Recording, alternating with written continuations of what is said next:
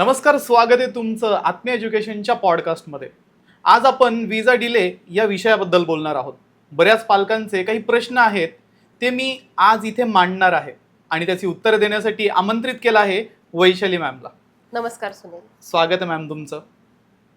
Ma'am, विजा जेव्हा delay होतो ना तेव्हा काही स्टुडंट त्यांचं ॲडमिशन कॅन्सल करतात, तर त्यामुळे काय नुकसान होतं असं काय वाटतं तुम्हाला? पहिली गोष्ट, विजा डिले म्हणजे तुमचा विजा रिजेक्ट आहे असं नाही होत.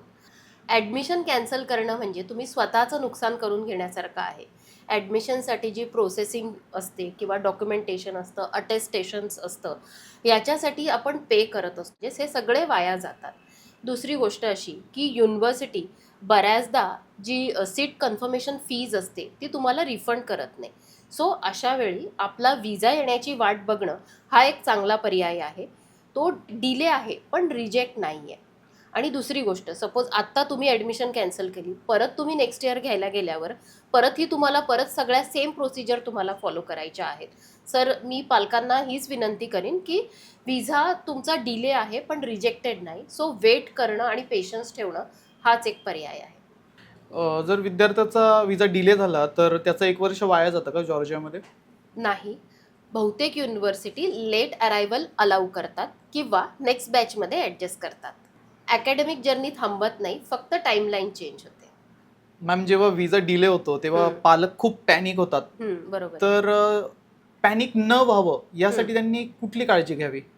सगळ्यात आधी तर सोशल मीडियाचे जे रुमर्स असतात त्याच्यावर विश्वास ठेवू नये आणि ऑफिशियल अपडेट तुमच्या एजन्सीकडून घ्यावे. सुनील, मला सांगायला आवडेल की पेशन्स हा सगळ्यात महत्त्वाचा फॅक्टर आहे यात. बरोबर मॅम.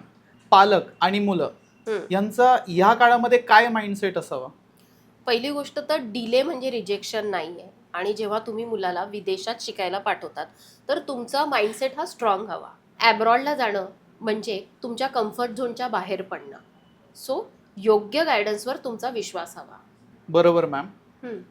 सर्वात महत्त्वाचा प्रश्न असा आहे माझा की आत्मीय एज्युकेशन पालकांना आणि विद्यार्थ्यांना कसं सपोर्ट करतं? प्रत्येक ॲप्लिकेशन आपण पर्सनली रिव्ह्यू करतो आणि जे काही एम्बेसीकडनं लेटेस्ट अपडेट येत असतात ते आपण स्टुडंटपर्यंत पोहोचवत असतो. एक ट्रान्सपरंट कम्युनिकेशन असतं. अल्टरनेटिव्ह प्लॅनिंग रेडी ठेवतो. थोडक्यात तुमची ॲडमिशन सिक्युअर ठेवण्याची जबाबदारी घेतो.